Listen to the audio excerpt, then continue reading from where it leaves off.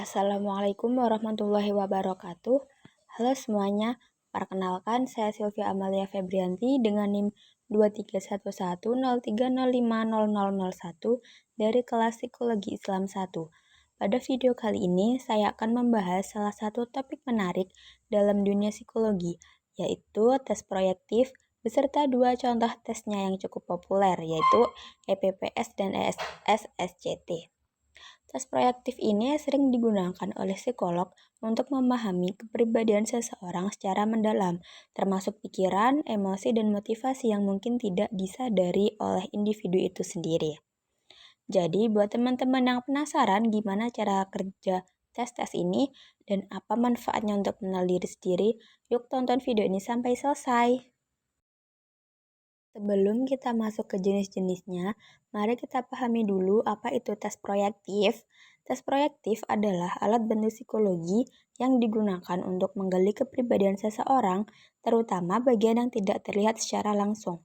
Dalam tes ini, seseorang diberikan stimulus yang sifatnya ambigu, seperti gambar samar atau kalimat yang belum selesai, lalu klien diminta memberikan respon spontan. Nah, dari respon spontan itu, psikolog dapat memahami bagaimana seseorang berpikir, merasa, dan menanggapi dunia sekitarnya.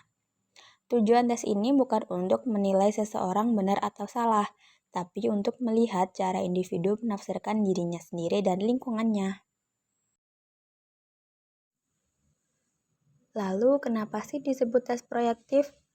Disebut begitu karena seseorang dianggap sedang memproyeksikan isi pikirannya keluar tanpa disadari. Artinya, pikiran dan perasaan yang tersembunyi bisa muncul lewat jawaban yang spontan.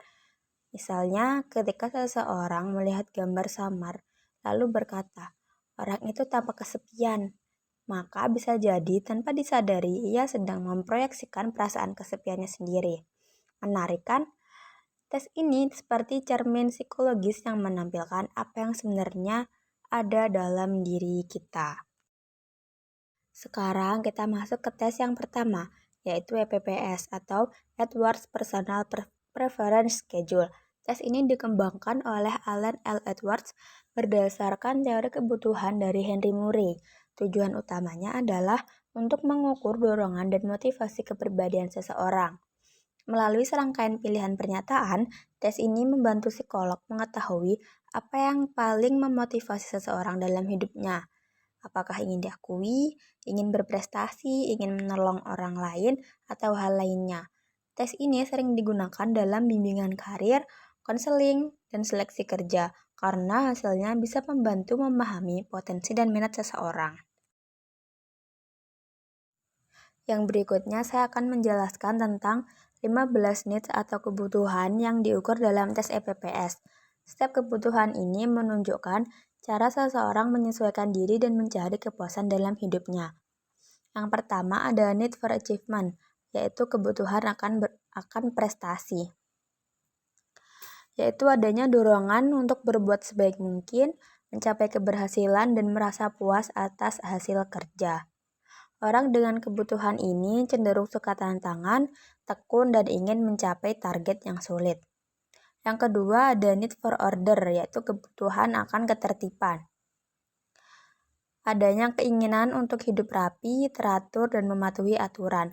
Mereka biasanya menyukai struktur, disiplin, dan tidak nyaman dengan kekacauan.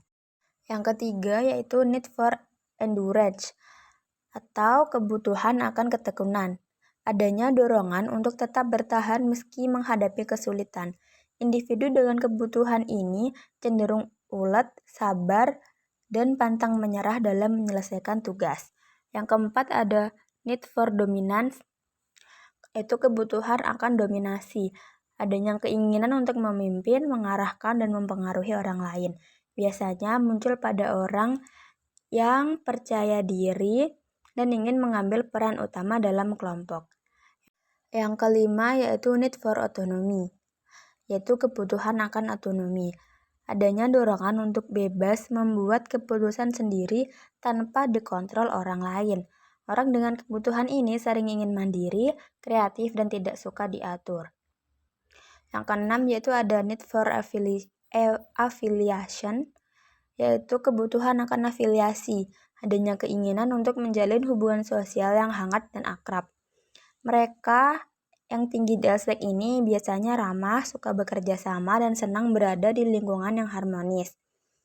Yang ketujuh yaitu ada need for deference, yaitu kebutuhan akan kepatuhan. Adanya dorongan untuk menghormati dan mengikuti aturan atau otoritas.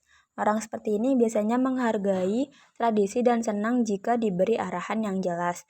Yang kedelapan yaitu need for reassurance. Adanya keinginan untuk mendapatkan perhatian, simpati, dan bantuan dari orang lain. Mereka cenderung mencari kenyamanan dari hubungan yang memberi rasa aman. Berikutnya yang kesembilan, yaitu ada need for nurturance, yaitu kebutuhan akan menolong, dorongan untuk membantu, melindungi, dan peduli terhadap kesejahteraan orang lain. Kebutuhan ini sering muncul pada profesi yang bersifat sosial seperti guru, perawat, atau konselor. Yang ke-10 ada need for exhibition, yaitu kebutuhan akan perhatian. Adanya keinginan untuk menonjol dan menjadi pusat perhatian. Orang dengan kebutuhan ini senang tampil di depan publik dan sering memiliki gaya komunikatif ekspresif. Yang ke-11 yaitu need for recognition, yaitu adanya kebutuhan akan pengakuan. Adanya dorongan untuk dihargai dan diakui atas prestasi dan kemampuan yang mereka miliki. Mereka termotivasi oleh pujian dan apresiasi dari lingkungan sekitar. Yang ke-12 ada need for abasement, yaitu kebutuhan akan ketergantungan, kecenderungan untuk menerima kesalahan dan mencari penerimaan sosial. Mereka cenderung rendah hati, sensitif terhadap kritik, dan berusaha agar orang lain tidak kecewa. Ke-13 yaitu need for aggression, yaitu kebutuhan akan perlawanan. Adanya dorongan untuk menantang, mengkritik, dan melawan tekanan. Jika dikelola positif, kebutuhan ini bisa muncul sebagai asertivitas atau kemampuan menyuarakan pendapat dengan tegas. Yang ke-14 ada need for change atau kebutuhan akan perubahan. Adanya keinginan untuk mencari variasi, pengalaman baru, dan tantangan yang berbeda. Mereka cepat bosan dengan rutinitas dan senang mencoba hal-hal baru. Yang terakhir yaitu need for heterosexuality, yaitu kebutuhan akan hubungan heteroseksual. Adanya dorongan untuk menjalin hubungan emosional dan sosial yang sehat dengan lawan jenis. Aspek ini juga terkait dengan kematangan dalam relasi, kedekatan emosional, dan penerimaan diri sebagai pria atau wanita. Kesimpulannya, setiap individu memiliki kombinasi dari berbagai needs ini dan tidak ada yang baik atau buruk. Tes CPPS membantu psikolog memahami apa yang paling memotivasi seseorang dan bagaimana kebutuhan itu mempengaruhi cara berpikir, berinteraksi, serta mengambil keputusan dalam hidup. Selanjutnya kita akan membahas SSCT atau Sentence Complexion Test. Tes ini dikembangkan oleh Joseph Sachs dan Leopold Levy dan menggunakan metode asosiasi bebas, yaitu peserta diminta melengkapi 60 kalimat yang belum selesai. Contohnya seperti ayah saya ... Lalu contoh lain yaitu teman-teman saya ... Ada juga yang paling saya takutkan adalah ... Nah, dari cara seseorang melengkapi kalimat-kalimat itu, psikolog dapat memahami cara berpikir, perasaan, dan konflik batin yang mungkin sedang dialami.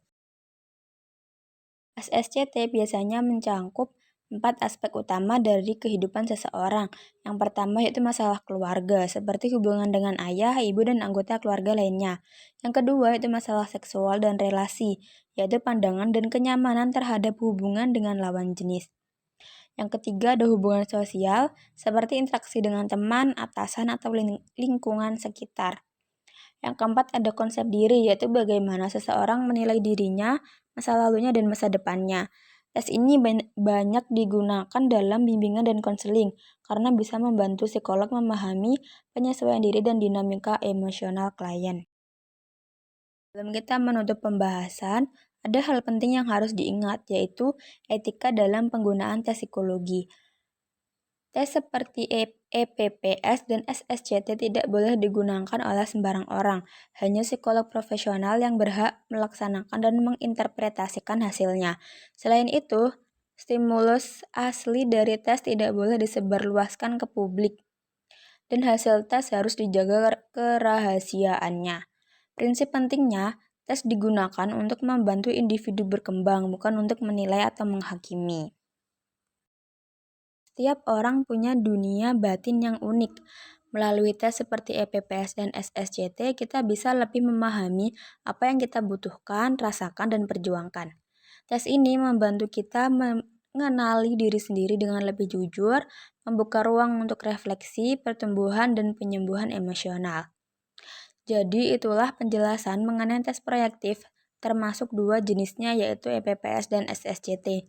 Semoga video ini bisa membantu teman-teman memahami bahwa tes psikologi bukan hanya soal angka atau hasil, tapi tentang bagaimana kita mengenali diri dan orang lain dengan lebih dalam. Terima kasih sudah menonton. Saya Sylvia Amalia Febrianti, pamit undur diri. Sampai jumpa di video berikutnya. Wassalamualaikum warahmatullahi wabarakatuh.